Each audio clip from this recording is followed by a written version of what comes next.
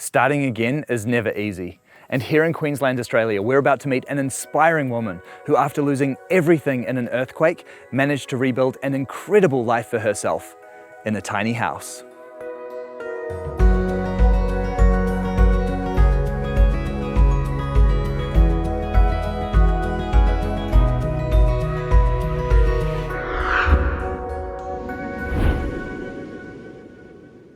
Hi Vicky, how are you? Good, thanks Bryce. Welcome to the opposite of chaos. It sure is the opposite of chaos here. It's like a little sanctuary that you've got tucked away. It's amazing. I'm feeling really lucky to be here. So your home, absolutely gorgeous. Thank but you. Before we talk about the house, this is an incredible property that you're parked up on. It is. I'm really lucky. A wonderful family in the area own the land and they have opened their doors for a few of us to come and rent a little spot and live alongside them in the community with them. And how many people are living here on the property?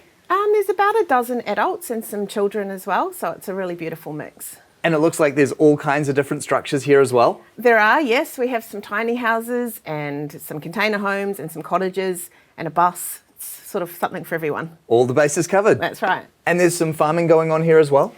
There is. The owner has always pictured a permaculture farm and he does food growing courses for the public to join and opens the farm up for people to come and experience a little bit of paradise with him. So he does all these training courses and things. It's just beautiful. That is so cool, and I'm totally with him. Permaculture is the future of growing. Definitely. And there's a yoga studio here too. There is, yes. There's a beautiful sort of outdoor inspired yoga studio that's just magical to practice in, and people in the area have memberships and just come and practice yoga. There's also a treatment room as well, so you can come and get a massage or acupuncture or whatever happens to be on offer with the practitioners at the time. And as part of being here on the land, do you have to plug into what's going on the farm as well? No, we don't have to at all, but sometimes we'll all get together and do some clearing of a particular piece of land, or we'll all get together for a party of some description, but generally we all just live separate lives but all come together as a community in general. Great, so you pay rent for the spot here? Yes. Best of both worlds, right? Best. You get to plug into the community when you want, but then have your own little private space here as well. It's amazing. And can you tell me how it was that you came to be living in a tiny house? Originally I had a normal size house in Christchurch, New Zealand, which was destroyed by the earthquakes. Oh no. Yeah, rough time. So I had to pay my mortgage, and so I thought, what am I going to do? I need to do something fast. So I moved to Australia, stayed with some wonderful friends of mine in Sydney, and got a job in Sydney, and then basically just sort of put my life back together. And 6 years later, when the insurance company had rebuilt my house, I had a new life in Australia and haven't gone back, basically. And so I'd wanted to live tiny. After everything you own is destroyed in an earthquake, you begin to question why you're putting so much money into things and space, and all of a sudden, all of that's gone. So it really made me reassess, what do I need, what do we need? And simple is just much more freeing. I researched, and had been researching for probably 5 to 7 years anyway, to try and find the right builder for me. Finally, up here in Queensland, found the most amazing building company and the most amazing people, and we put it all together, and I got here about 2 months before it was finished and spent my first night here on Christmas, woke up Christmas morning for the first time. You know, all over the world we've met people who have lost their homes in earthquakes, in floods, in fires. And one of the common stories that we hear from those people is that when you lose everything, it forces you to really reevaluate your life and reevaluate what's actually important for you. I came to Australia with a bag of clothes and $300. Like, I didn't have anything else. So it's kind of freeing. You can literally pick up a bag and go anywhere. You don't need all of the things. And it really looks like that after everything you've been through with losing your home and having to move to Australia, you've certainly landed on your feet here, haven't you? I have. I feel really lucky. I really feel like I'm doing what I'm meant to be doing now. I'm following the path that I've wanted to do for a long time, but just haven't made the first step. So I'm feeling great. And the home that you've designed is absolutely beautiful. Can you talk to me about what you've created here? Sure. I originally thought I wanted a dark coloured tiny house, which is all the rage with the exterior cedar and things. But I realised I needed to go something lighter. I needed to reflect the light as much as I could. And I went with the June colour bond, and it's matte as well, so it's a little bit less shiny. I just think it's stunning. I'm really, really pleased with that, with the black windows. It's great. And it's just so idyllic as well, with the lovely flowing white curtains set amongst the rainforest and lovely undercover shelter from the sun.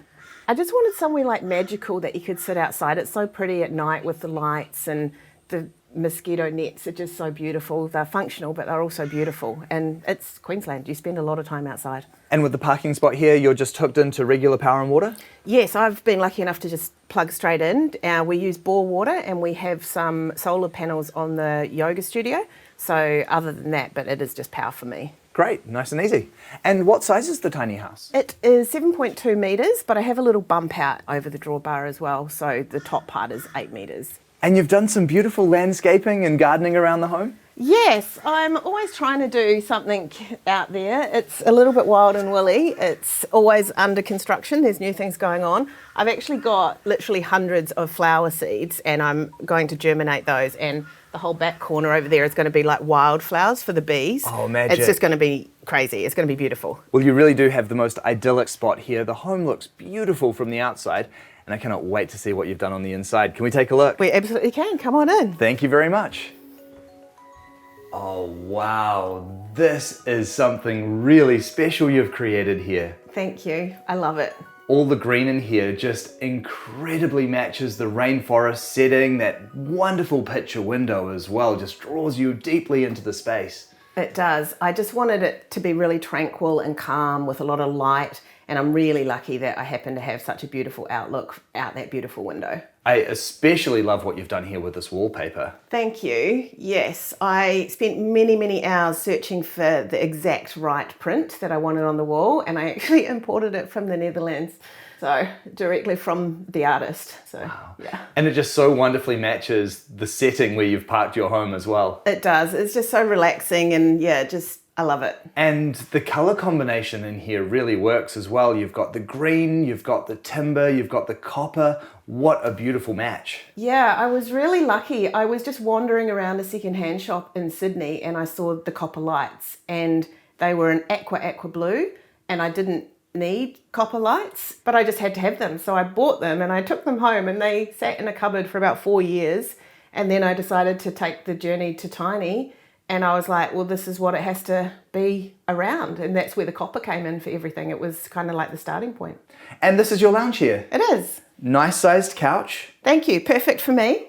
If I have guests over that are too tall to sleep on the couch, they can sleep in the loft, and I take the couch. Good idea. And nicely positioned to capture some gorgeous views there as well. It is. It's so nice just sitting there and staring outside at the sun. Oh, absolutely.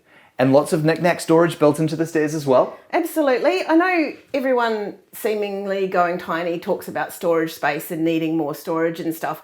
But for me, I don't want all the stuff. So it's just things that make me happy and bring me joy and inspire that I want to display. And so the storage hasn't really been a big deal for me at all. I've got empty cupboards. Yeah, I really like how you've done that as well, because just because you're going tiny doesn't mean you have to be super minimalist and you can't have some things that make you happy. And having all this lovely stuff on display, it really does add to the space. Exactly. And then your kitchen here is just so striking. Again, that window just becomes such a feature. It's so beautiful. Every time I look at it, it just makes me happy. Yeah. The height of that window and the openness of this room just makes it feel so spacious too. It does. I really wanted an open, welcoming space, and I wanted to be able to display all my beautiful things in a beautiful place. And so I'm all about open shelving, especially with it being the real timber. And all of the green colour in the cabinetry really makes you feel connected to that vista outside. It really does. And I saw a photo, and something was painted this colour, and it had a pink flower on top of it, and I thought, that's the colour of my kitchen. The U shape of the kitchen gives you a lot of prep space.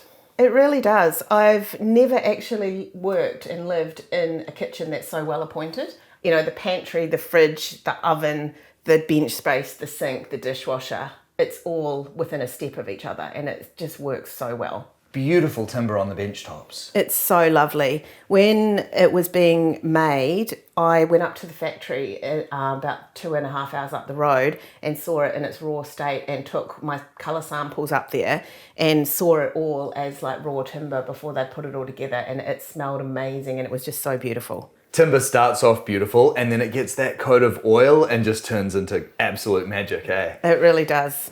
And I like the way you've added the table here as well.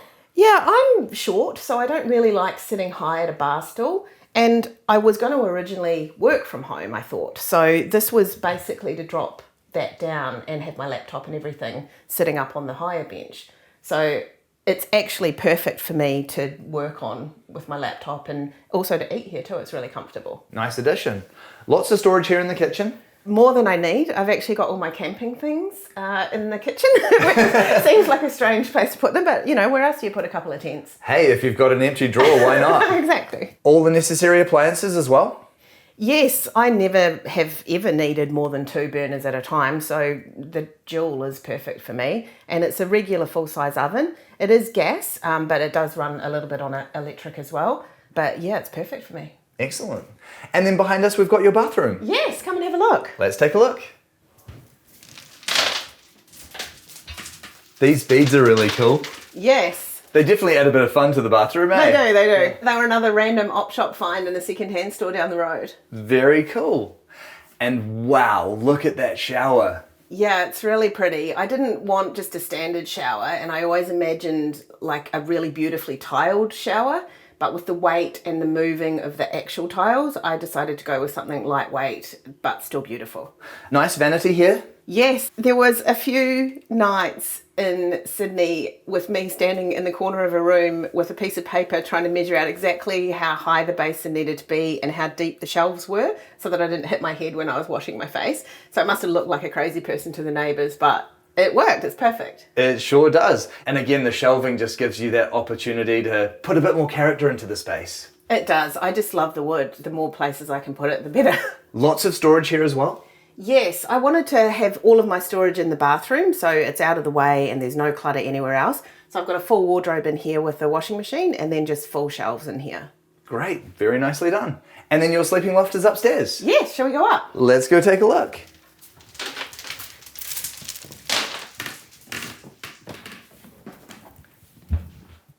This is so cozy. It is. It's really great. I love it. Again, this feels very spacious as a sleeping loft. It does. I think part of the reason for not wanting any storage up here was to keep it more open. I'm only going to come up here to sleep. I don't need to have a lot of storage up here. And then with the skylight, it's just amazing. I just watch the stars all night long and the lightning, and it's somewhat inhibitive sometimes to actually getting a good night's sleep, but I love being up here anyway. It's worth it for the view then. It's totally worth it. You've got the windows up here as well that give you that nice cross breeze. I do. They're brilliant. And now I didn't have any blinds up here for a long time, but I've recently got those and it has made such a difference. It's really, really cozy up here now and I feel it's much, much darker, but it's still really open to the rest of the house. But it's great with the cross breeze being able to have them both open. There's a bit of a philosophy when it comes to bedrooms as well, that it's quite nice to keep them uncluttered and very, very simple because it actually helps to calm the mind and make it a more relaxing place to sleep. Exactly. I love lying up here and doing like a breathwork meditation. It's quite magical and I've had some of the best sleeps I've ever had up in this loft. I bet. So how long have you been living in the tiny house now? It's been about 10 months now. Now, this is something that you've dreamed of doing for a long time. Is tiny house life living up to your expectation? It actually has exceeded expectation. It hasn't been without its challenges. There's been a lot of angst and a lot of stress trying to find the perfect spot and things like that, but it's all part of the journey and it's so well worth it. I couldn't be happier with where I am now. What would you say that you have enjoyed most about now living in this tiny house? Every day I wake up and it's beautiful for a start. Even if the weather's bad, it looks beautiful. But I've wanted to live like this for a long time. I really believe in living more lightly on the earth and with nature and in a peaceful setting. And I find stress affects me much more harshly than it used to before the earthquakes. I can't deal with stress like I used to, and I just want to be calm. And so I've always had the opposite of chaos as a catchphrase in my head since I was a kid, and I don't know why. And so this has always been the opposite of chaos for me. So after living all around the world in different places, I've always lived in places that are okay, they're nice enough, but they've never been beautiful and they've never been luxurious. And it's really amazing to have been able to create a space that works perfectly for me It's functional, but it's also beautiful, and there's little touches of luxury that I wouldn't be able to afford to have done in a regular size house. And so some of these little things, they make every day worth waking up to. It's just beautiful. I love it here. And can we talk about the cost that was involved in bringing the stream to life? Sure. It's a full custom build. And so with all my little crazy touches on top of the actual build, I've probably spent around 150,000 now. It's a great result. And I think part of going tiny is getting to have a few of those extravagant choices. Vicky, what you've created here really is so special. It certainly is the opposite of chaos. What you've created here is absolutely a sanctuary. Thank you so much for sharing it with me. Thank you for coming. It's been a pleasure. Pleasure's all mine. The home that Vicky has created here is enchanting. She has a real tropical paradise here in this place. And after being through so much, losing her home in the earthquake, it's inspiring to see that she's been able to rebuild a life that is just so beautiful.